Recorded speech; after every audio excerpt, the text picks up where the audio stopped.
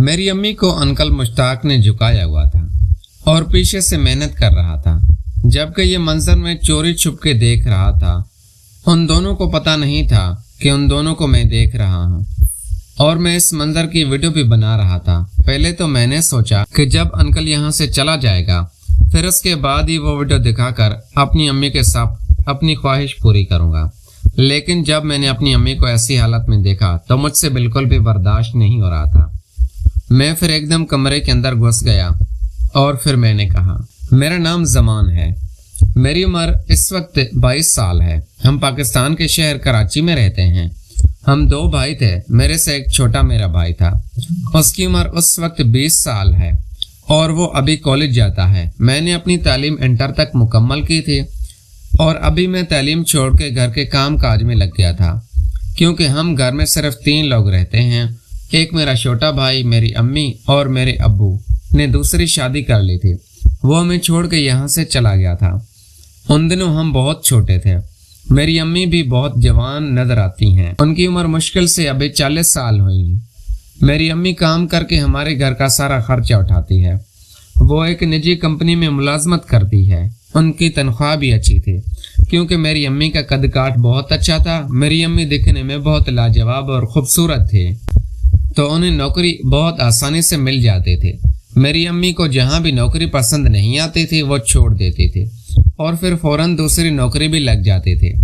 लेकिन अब मैं जवान हो चुका था और मैं सोच रहा था कि अब अपनी अम्मी को घर पर बिठा के मैं काम काज किया करूं, घर का सारा खर्चा मैं उठाऊं।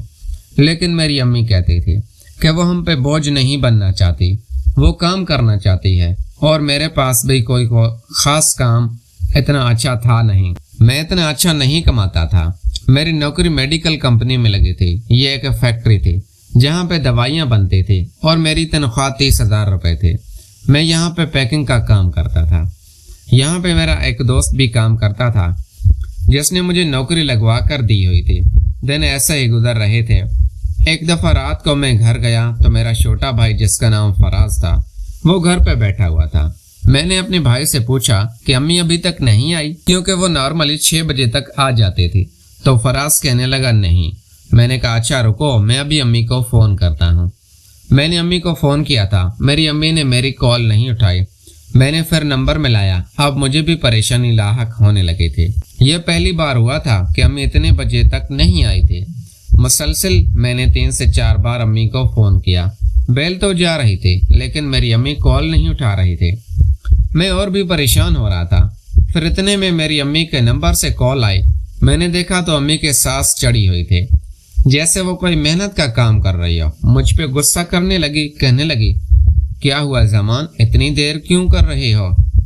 तो मैंने कहा अम्मी आप इतने बजे तक आई नहीं हैं, आपने पहले कभी इतनी देर नहीं लगाई, इसीलिए हम परेशान थे। तो अम्मी कहने लगी कि तुम लोगों के लिए तो काम कर रही हूँ और कभी कभार हो जाती है लेट, तो क्या हो गया, इसमें मैं मर नहीं गई हूँ, आ रही हूँ। अम्मी ने आज मुझे खरी खरी सुना देते। मैं ये सुन के बहुत परेशान हो गया कि आखिर मेरी अम्मी को हुआ क्या है। तो हम उनकी फिक्र कर रहे थे। फिर मैं टीवी ऑन करके बैठ गया। मैंने देखा तो 9 बज चुके हैं, लेकिन मेरी अम्मी नहीं आई। फिर मैंने अम्मी के नंबर पे फ़ोन किया। मेरी अम्मी ने कॉल उठाई तो कहने लगी मैं बाजार में हूँ, तुम लोगों के लिए खाना खरीद रही हूँ, बताओ क्या खाओगे? बस 10 मिनट में घर पहुँच जाऊँगी। मैंने कहा अम्मी कुछ भी ले आओ। फराज कहने लगा अम्मी को बोलो जिंगर बर्गर ले आए और मेरे लिए फ्राइज की फरमाइश मैंने अम्मी को बता दी। और फिर 15-20 मिनट बाद हमारे दरवाजे की बेल बजी। मैंने देखा तो अम्मी थी। कोई शख्स था गाड़ी में जो अम्मी को छोड़ के जा रहा था। मैंने उसकी शक्ल नहीं देखी थी। यह पहली बार हुआ था कि कोई मेरी अम्मी को घर तक छोड़ने आया था, वरना नॉर्मली मेरी अम्मी टैक्सी या रिक्शे से आ जाते थे। जिस घर में हम रहते थे ये घर हमारा नहीं था, ये किराए का घर था, क्योंकि जिस तरह मैंने बताया है कि मेरे अब्बू ने हमें बचपन में ही छोड़ दिया था और मेरे अब्बू यही कहते थे कि तुम्हारी माँ ठीक नहीं है। लेकिन उन दिनों मुझे मेरी माँ अच्छी लगती थी। अब मैं जैसे जवान हुआ था, अब मुझे मेरी अम्मी पे शक हो रहा था कि कहीं मेरा अब्बा ठीक तो नहीं कहता था, लेकिन मेरे पास कोई ऐसा सबूत था नहीं। खैर वो अंकल चला गया। मेरी अम्मी घर आई तो बहुत खुश थी। मेरी अम्मी के हाथ में बहुत सारे शॉपर थे, शायद वो शॉपिंग करके आई थी। मुझे कहने लगी, जमान मेरी बहुत अच्छी जगह नौकरी लगी है, तो आज उस ऑफिस में पहला दिन था इसीलिए देर हो गई। ये बॉस बहुत अच्छे हैं, उन्होंने पहले ही दिन मुझे मेरी सैलरी एडवांस दे दी है और मुझे शॉपिंग भी करवाई है। मैं तुम लोगों के लिए भी चीजें लाई हूँ। मेरे लिए अम्मी एक अच्छी सी जीन्स की पैंट और टी शर्ट लाई थी। मेरे भाई के लिए शूज पैंट और टी शर्ट थी। मेरे भाई ने अपनी चीजें देखी तो वो खुश हो गया, लेकिन मुझे शक पड़ रहा था कि पहले दिन कोई इतना खर्चा क्यों कर रहा है मेरी अम्मी पे। फिर मैंने पूछा, अम्मी आपने नौकरी छोड़ दी क्यों और मुझे बताया तक नहीं? वो नौकरी आपकी अच्छी तो थी, अच्छी तनख्वाह थी और इतना अरसा भी हो गया था आपको वहां पे। मेरी अम्मी कहने लगी, ये ऑफर अच्छी थी इसीलिए मैंने वो नौकरी छोड़ दी। यहाँ पे मुझे सैलरी बहुत अच्छी ऑफर होती है। फिर मेरी अम्मी कहने लगी, जमान तुम्हें क्या मसला है, तुम्हें तनख्वाह से मतलब है ना, अब हमारे हालात अच्छे हो जाएंगे। देखो सारी जिंदगी हम किराए के घर में तो नहीं रह सकते, आखिर हमने कल को अपना घर भी खरीदना है, तो हमें ये कुर्बानी तो देनी ही पड़ेगी। मैंने कहा, अम्मी कौन सी कुर्बानी? फिर मेरी अम्मी ने एकदम बात बदल दी, कहा यही काम तो करना पड़ेगा। मैंने कहा, अम्मी आप परेशान ना हो, मैं भी काम कर रहा हूँ और फराज भी अब जवान होने वाला है तो ये भी काम करेगा, हम मिलके घर लेंगे। मेरी अम्मी कहने लगी, हाँ और बस बहुत जल्दी हमारे हालात ठीक हो जाएंगे। खैर वो रात गुजर गई, लेकिन मुझे कुछ डाउट हो रहा था कि पता नहीं वो कौन था जो मेरी अम्मी को आज पहली दफा घर तक छोड़ने आया था। अगले दिन मैं फिर काम पे गया। रात को 8 बजे तक जाता था, मैं 8 बजे वापस आता था। मैं वापस आया तो देखा फिर फराज घर पे अकेला बैठा हुआ है। मैंने उससे पूछा कि अम्मी नहीं आई क्या? वो कहने लगा, हाँ भाई अम्मी अभी तक नहीं आई। फिर मैंने अम्मी को फ़ोन किया तो इसी तरह मेरी अम्मी ने मेरा फ़ोन नहीं उठाया। फिर 10 मिनट बाद मेरी अम्मी ने फ़ोन किया, मुझे कहा क्या हुआ जमान?